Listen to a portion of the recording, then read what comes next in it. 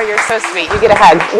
Thank you, thank you. All right, we are a small enough group that I'm not going to mic up, and I'm loud. So, and maybe I'm going to stand over here. I think I'll stand on this side. No, I can't see the screen. I'll stand over here.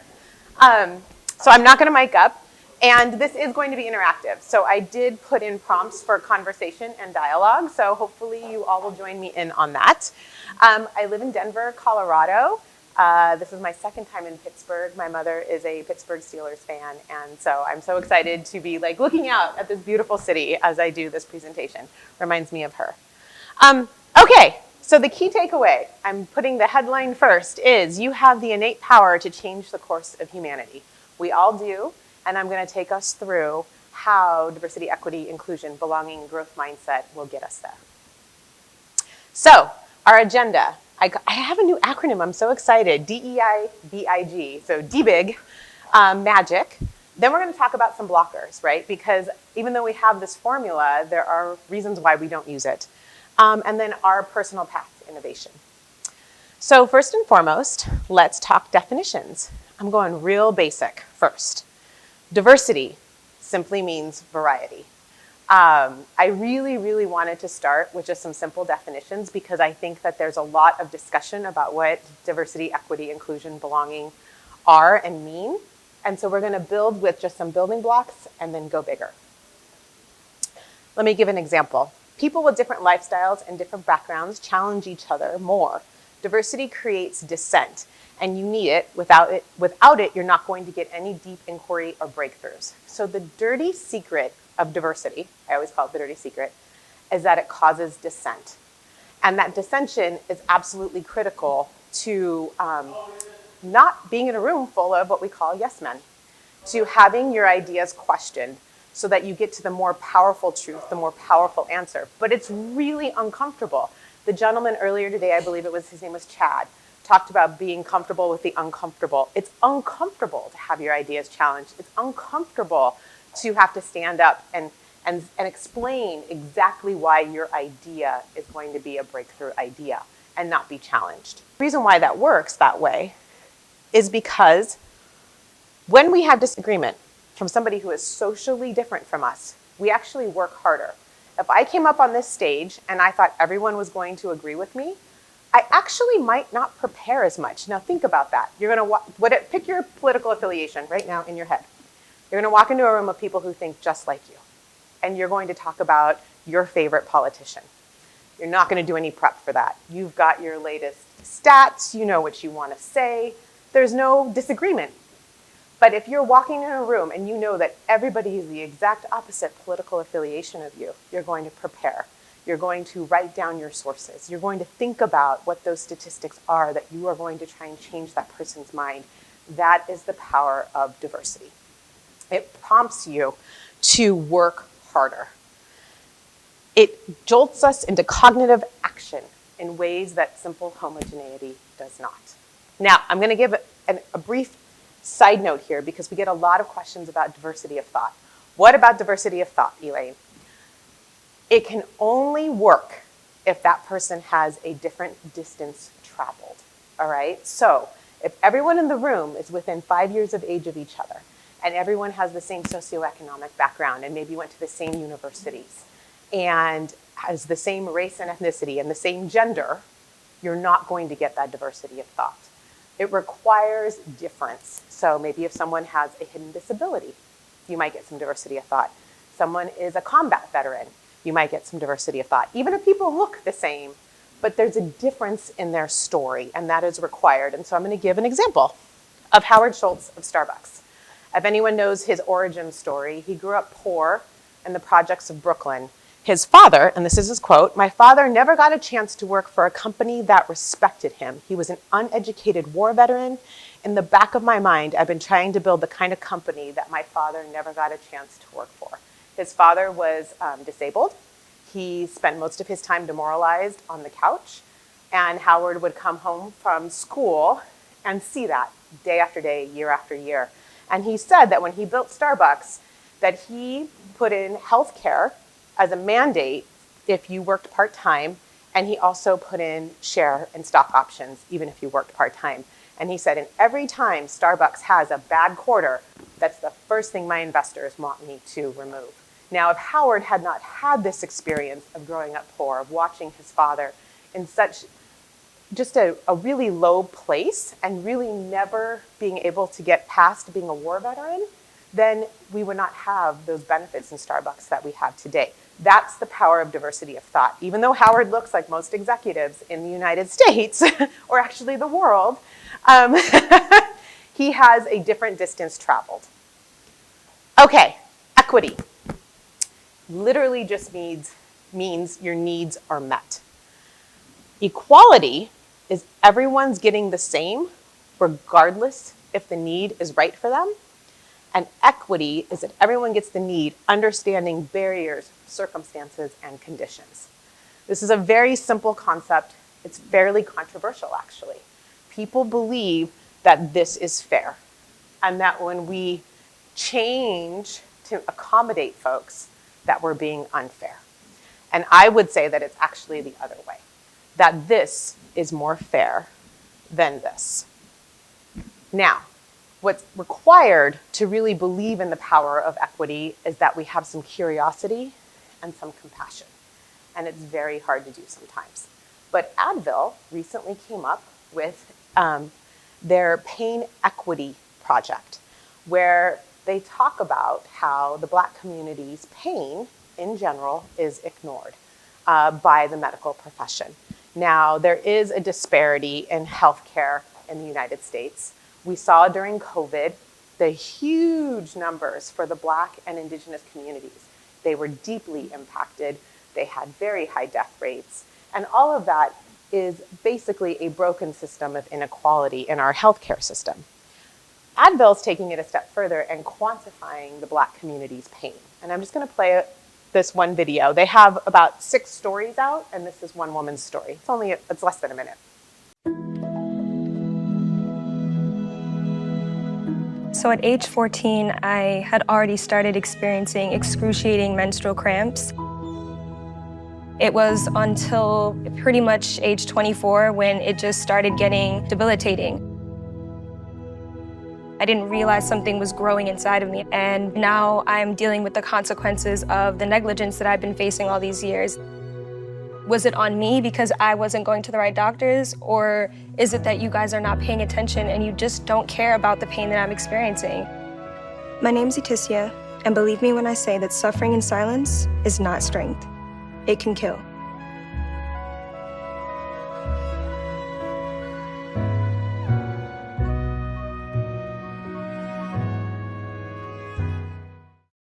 And so Advil is trying to quantify the pain of the Black community. It's really super interesting work. I highly recommend looking it up. They have done a huge study. They have all the statistics, and one that really stood out to me is that 83% of the Black community have felt that they have not been heard or seen by their medical professional, that they were not believed by their doctor. Okay, back to our definitions. There we go. So now we're going to go to the I, inclusion. It's the act of creating environments in which any individual or group can feel welcome, respected, supported, and valued to fully participate. Now, I truly believe human beings, all of us in this room, believe this. Absolutely. Very few people, very few leaders walk into a room and say, I want to create an unwelcome environment where people are disrespected, unsupported, and undervalued. That is not the case, and yet we know that this is actually a really high bar for most organizations and most leaders. So what I like to do is give an example of how unintentional exclusion can show up, and this is our first group activity. When I say office housework, what does that sound like to you? Or what does it look like? Somebody that has to clean up around the office, somebody that has to take care of the kind of invisible workload, remembering lists of things that need to be done. Yeah. Sometimes janitorial, but if you are a custodian, you're paid to clean up the office. But what about after meetings? Cleaning up the conference room, just throwing away the cups, or ordering the food for the meeting, or taking notes in the meeting. Now, what's important about office housework is that it's behind the scenes work, right? There's somebody who is going to rearrange the chairs. There's somebody who's going to order the car for the group. And for the most part, that falls upon women, and especially high numbers of women of color. Something like 20% women overall do more office housework, and something like 39% Black women do more office housework. Now, glamour work, what does that sound like?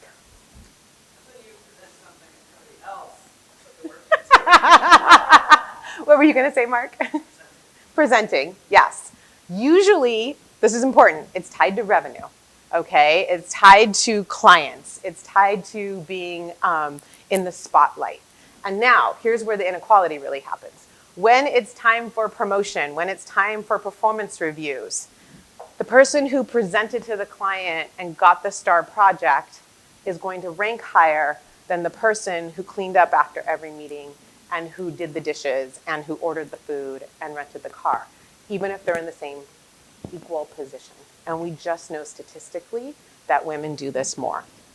That is how exclusion can show up. So if you are a manager, what you have to make sure of is that you equally distribute the office housework, that you take notice of who's always taking notes, who's always organizing the group, who's always cleaning up, who's ordering the food, who's ordering the cars, and that it's equally distributed amongst your team.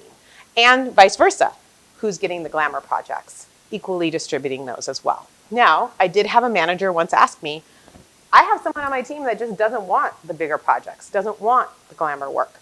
That's actually okay as long as you, the manager, have that conversation with them and say to them, when you don't take this, you stay over here. It's not a promotable position, believe it or not. And are you okay with that? And if you want to be promoted, if you want to make considerably more money, I need you to step into this role. But they might say, I don't want to do that. And that's okay, but it's having the conversation. It's the intentional way of doing it. Okay, so I've given definitions of diversity, equity, and inclusion. Any questions to this point? Or thoughts, dissenting opinions on what I've said so far? Okay. All right, so what we're going to do is we're going to go into belonging, innovation, and growth mindset. A culture of belonging is defined as an environment where all individuals have the freedom to be their authentic selves and still connect with others while contributing to a common future.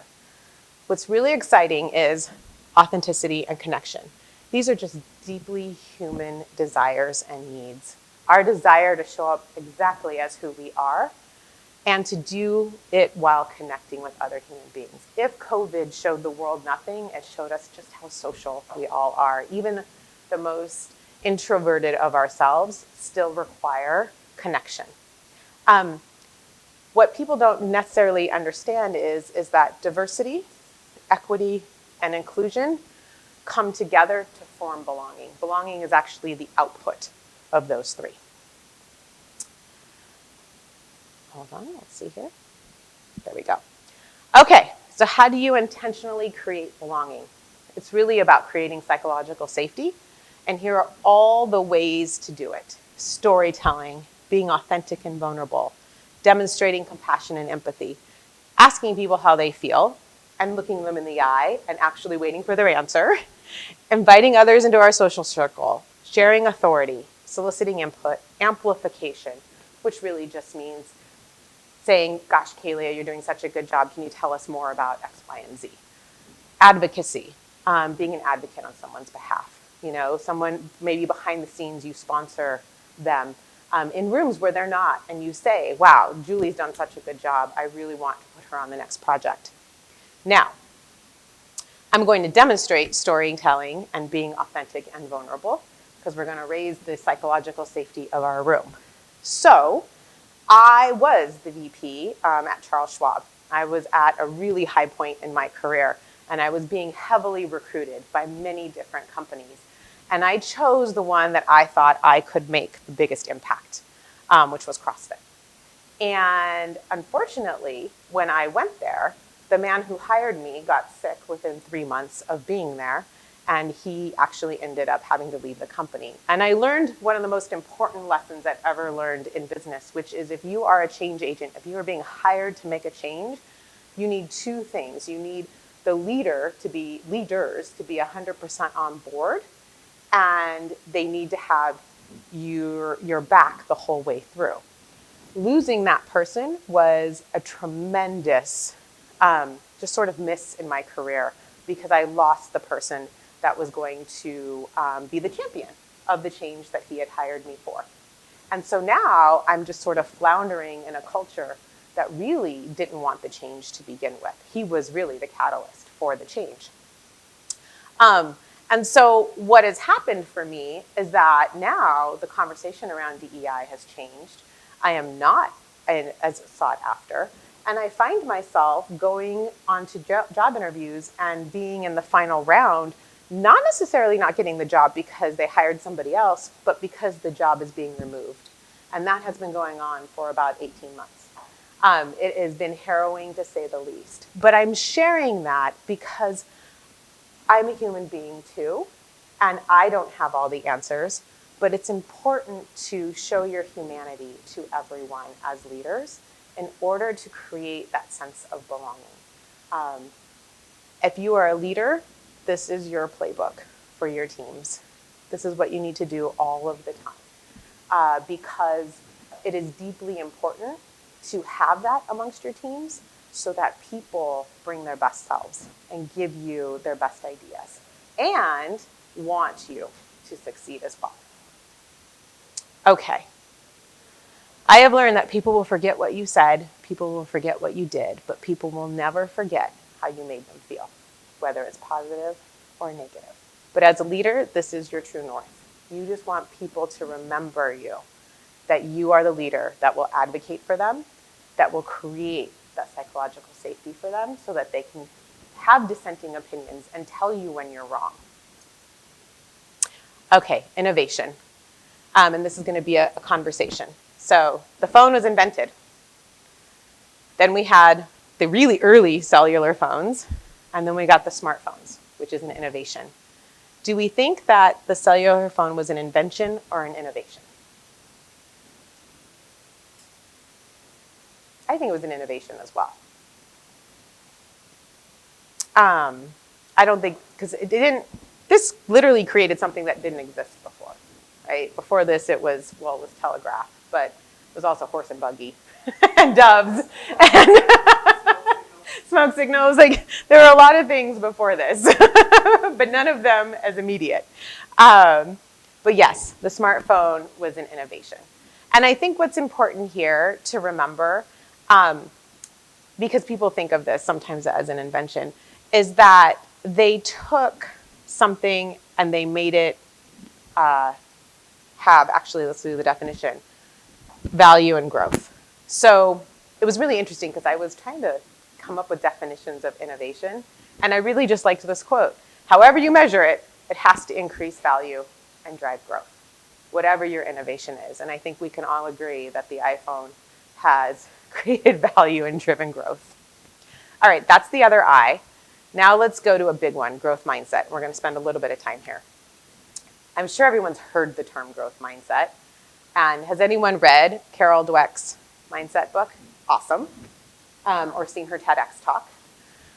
Basically, the definition is, in a growth mindset, people believe that their most basic abilities can be developed through dedication and hard work. Brains and talent are just the starting point. This view creates a love of learning and a resilience that is essential for great accomplishment. So what I like to say is, you can't teach an old dog new tricks. Unless, oops, we lost it. Unless the dog believes it can learn a new trick. That is really what growth mindset is. It is the belief in neuroplasticity, that my brain can grow, that my brain can create new pathways, and that I can learn even at an older age, even if I'm not born with that talent. I can develop that skill. Any questions around all of these different definitions? Still following along? We're still good? Okay, now we're going to put it all together. So here's the key takeaway. I already mentioned you need the diversity, the equity, and the inclusion. They come together and they form belonging. But you need belonging and growth mindset for innovation. If you create a place where people can be authentic and have connection, and where they believe that they can learn, that is the power, that the output of that will be innovation. That is the recipe. So now we're going to talk about why this is not so easy. Back, and I've narrowed it to 2. Fixed mindset, and see if it pops up there, tribalism is the other. These are the 2 biggest blockers I see to innovation. So we're just going to do a quick video on what is a fixed mindset, what is a growth mindset. Didn't want to reinvent the wheel. I figured it was easier to watch. Okay. Researcher and professor Carol Dweck uses the term mindset to describe the way people think about ability and talent. Dweck delineates between 2 different mindsets that exist on a continuum. The first is the fixed mindset, which suggests that your abilities are innate and unchangeable. The second is a growth mindset, which views it as something you can improve through practice. In a fixed mindset, you view failure as permanent, but with a growth mindset, you see failure as a chance to learn and even pivot. Those with a fixed mindset are more likely to view critical feedback as a personal attack, while those with a growth mindset will see it as a chance to improve, where they can develop new systems. With a fixed mindset, you're more likely to choose easier tasks and put in minimal effort. After all, if talent is fixed, why bother improving? Why even try? But with a growth mindset, you're more likely to embrace challenging tasks and work hard to improve. Those with a fixed mindset are likely to give up when they face an obstacle. Meanwhile, those with a growth mindset will view obstacles as a chance to experiment and solve problems. In a fixed mindset, the focus is on measurable accomplishments. But with a growth mindset, the focus is more on a journey of continual improvement. With a fixed mindset, you're less likely to take creative risks. But with a growth mindset, creative risks are simply a way to innovate and improve. Ultimately, your mindset influences everything from creative risk-taking to how you view feedback to whether or not you finish difficult tasks. And in the end, it's one of the greatest factors in determining whether or not you grow and improve in your abilities.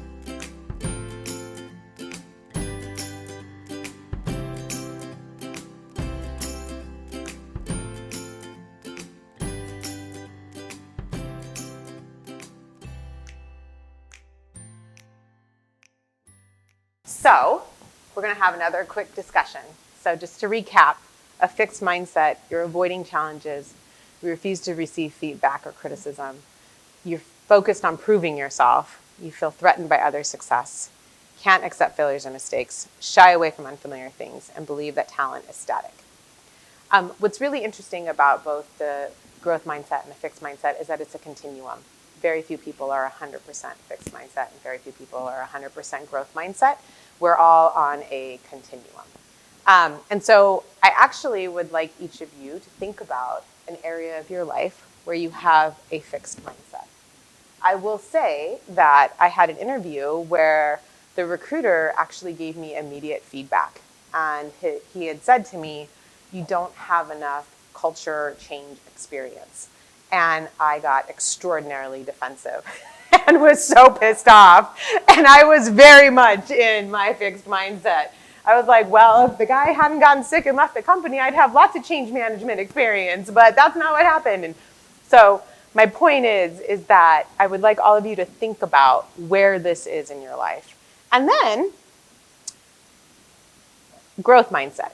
We view challenges as opportunities. We embrace constructive feedback, focus on the process, not the end result. We're inspired by other success. We learn and grow from our failures. We step out of our comfort zone, and we believe that talent is ever empowering. I also want you to think about an area where you have this. But does anyone want to share where they too have a fixed mindset? Anyone? Art. What is your fixed mindset about art?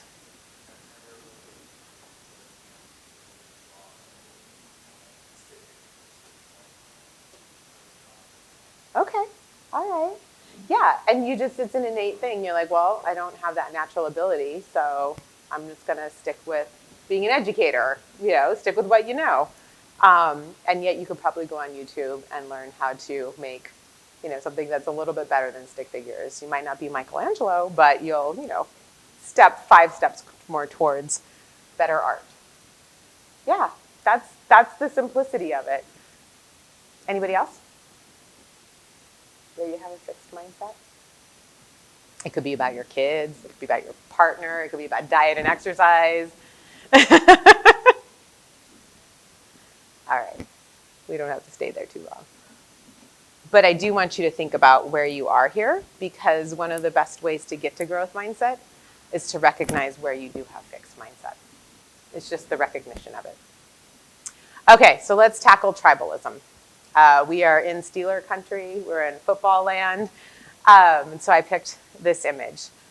We as human beings love connection so much that we tend to connect with others who are like ourselves and who we really like to believe in and who have the same kind of interests as us, beliefs as us, belief systems as us. And look at Kaylee and I, we're good friends. Oh, you can't be my friend anymore. No, can't be your friend anymore. No, that's not it at all. But we like belonging so much that we create our own tribes of belonging. And it's counterintuitive to actual belonging. I don't need to go into too much detail because there's a lot of tribalism going on in the world. I say the word, I think everyone knows what it means. But my question for all of you is do we have to be warring factions? Do we have to belong to tribes and be opposed to each other? Do you think it's a human imperative? Thoughts? Yes. So I was just thinking that tribalism, like it's sort of a natural default to do that because it takes less cognitive effort to be around people you like. And then if you, to answer your question there, I would say you have to, and say no, it would be a choice. Like, do I want to go out of my default easy mode and hang with my tribe, or am I willing to put in the effort to look over there, have a conversation? Yeah, and that's really great. Thank you for putting those two together. I completely agree. It takes effort to get out of our tribe and to not be in that comfort zone. I would also say that there are real reasons why we've had tribes historically. It's actually how we've survived. It's how we evolved. But what's really interesting is that because it's so innate to being a human being, to being in a connection with another group of people, that you can easily just choose to change what the group is about. And that's what's really fascinating, is that humans do seem to possess the innate capacity to identify with members of their own groups. It's just who we are. But it does not have to lead toward intergroup conflict. Social groups can be the source of a much wider repertoire of actions, including cooperation, altruism, embracing diversity, and helping people radically different than ourselves. It really is just about staying away from it being combative and switching the meaning of the groups that you belong to being more altruistic. That's what's really fascinating about human beings. Yes, we have to belong to a group, but that doesn't mean the group has to war with other factions. It just means that we need to be a group around cooperation. So, do we have any questions around fixed mindset and tribalism? These huge blockers that we know we can get past. All right, so here's the path to innovation. It begins with you. So I've given you this cocktail recipe for successful innovation, right? It's diversity, it's equity, it's inclusion, leading to belonging, to allowing people to be their authentic selves, to connect with others without tribalism, to connect around higher purpose. And then letting people grow, giving them the space to believe that they can learn. And if you put all of that together, you will get an innovative culture. Innovation will be at the root of everything. But let's go a little deeper. Okay, actions to take. The first is you need to work towards whatever you have fixed to growth. And I actually printed out how you go from a fixed mindset to a growth mindset, if you wouldn't mind passing those around. It's just an article from BetterHelp. It's a much longer article. I just cut out the 13 steps everyone can take. You'll notice the first step is to recognize where you have a fixed mindset, which is why I wanted everyone to think about, because you took the first step already. To work towards a growth mindset. That is the first action. And the second action will not be, where is the thing? Am I not here? Is it over here? There. It's up the fob. Oh, that's right. You know what? Maybe it's the water bottle. Okay, there we go. The second, I coined a term, fixed tribalism versus growth tribalism. It's not going away. We're always going to be in groups. We're always going to have friends. We're always going to have families. We're always going to have political parties. We're always going to have countries and nations. And I don't foresee that going away as long as human beings exist. But what can be different is how we view those tribes, and removing some of the ugliness and the warring and the combativeness and changing it to, I just want to be part of tribes that are doing good in the world. I want to be where goodness and growth are happening. These are 2 actions each of you can take. Figuring out where you have a fixed mindset, working towards growth mindset, believing that you can learn, believing that you have neuroplasticity, believing that you can expand who you are as a human being. And the same thing for your groups. The next is, we must ask ourselves some tough questions. And I'm relating this back to business. Does my current team look like me? Are we within 5 years of age of each other? Do we have the same socioeconomic status? Are we the same race and ethnicity? Do I have enough difference on my team and in my organization to unlock the power of innovation? So if you have any sort of ability to change this, this is your call to action. Next, is turnover high in my company? Have I lost good talent along the way? Do our policies and benefits meet the needs of our underrepresented talent? This is the biggest key indicator for companies. They rarely measure it. They'll measure attrition. What they won't measure is attrition cut by demographics. How many women left? How many women left within a year of having a baby? How many women made it from the beginning to the end? Statistically, it will not be very many. It'll be something like 14%. So really important questions to ask if you're a business leader. This is good for all human beings. Am I hearing what could be improved? Are people being honest with me? Do they feel they can be honest with me? And if you answer no to any of these questions in any part of your life, whether it be family, friends, spouses, children, or in business, then you have to work towards that growth mindset, because it means that you haven't really raised the belonging that you're giving out to the world, right? You need people to feel safe with you in order to be honest with you. This is a huge key piece to innovation. You will not get the best answers if you are not open to hearing answers that don't agree with you. And then finally, and this is what Chad said earlier today, when was the last time I was out of my comfort zone? When was I the only and the lonely in the room? I use that term because when I was in tech, I would often be like the only woman in the building. And I'm a pretty confident person, and I do not shy away from being in conflict, and yet it was extraordinarily uncomfortable. It's uncomfortable like the first time, but then by like the third time, you kind of start to get annoyed. But it's actually really important to put yourself in those situations, to be the only guy at yoga, to be the only older person doing the marathon, to be the only young person in a group, to really put yourself into those uncomfortable situations where you experience being the only, and the lonely. Okay. So now we're going to go kind of into a deeper explanation around gender and innovation. And I'm going to start with some real negatives. This is real hard stuff, but then we're going to end with a positive. So the UN recently published its Gender Social Norms Index. And when I say recent, I think it was like May, okay? 9 out of 10 people of all genders have a bias against women. That means most of us in this room have a bias against women. When this came out, the UN Secretary General was like, I cannot believe we're going backwards. We've actually fallen backwards globally.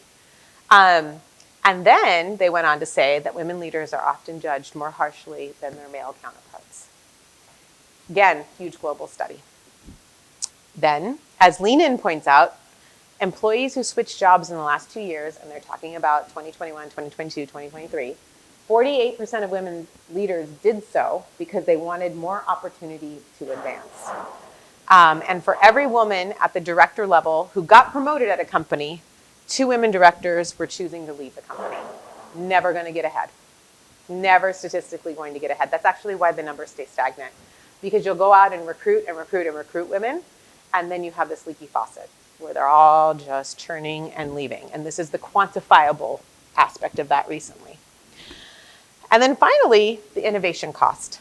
Boston Consulting Group reported in this landmark study that companies that reported above average diversity on their management teams also reported innovation revenue that was 19 percentage points higher than companies who were below average in leadership diversity. 45% of revenue total versus 26%. So this is the cost of all of this bias and all of this churn. And that is why I said, as leaders, when I asked this question, is turnover high? Have I lost good talent along the way? Basically what I'm saying is, do we support women as they are growing in a company with benefits, with maternity leave, with all the things that are really nitty gritty about all of this? So let's talk about a company that does do that. Patagonia. In 1984, I think, they started offering on-site childcare. They have a whole daycare. They've written a book on it. They have published it for companies on how to do it, how to make it profitable, how to make money off of it, how to make it revenue generating. The byproduct of that is that 50% of all their managers are women, that their turnover is extraordinarily low, and that they are one of the most innovative companies that we know of. So what I want to say about Patagonia is that we know they have the diversity, right? They have built a system where women and families thrive in their company. We know they have the equity because that system works for both male parents and female parents and they-them parents. We know that they have the inclusion. We also know that they have created a sense of belonging in their organization, and I would even say in their customer base. It has really grown. And then we can see that they have growth mindset, right? They are looking for ways to learn how to do things better as a company, right? How do we not just make cotton more sustainable and put it into our fabrics? We can do this for food, we can do this for beer, and we can regenerate the Great Plains. It's all come together in this organization. It is a very high standard, a very high bar, but it really does begin with all of us. Each individual has the power to create a diverse team, to really step inside and be a little uncomfortable and be challenged on their teams, and to create equity by the smallest of things, making sure your office housework doesn't fall on one group of people. And then creating that sense of inclusion so that people can bring their authentic selves. You can be that kind of leader. And you encourage growth mindset by, frankly, having it yourself. And then finding those people that will be part of your good tribe to building these innovative products. That is the secret sauce. And I would say that it's absolutely necessary for the things that we're going to do to really make the world a better place. It absolutely is necessary.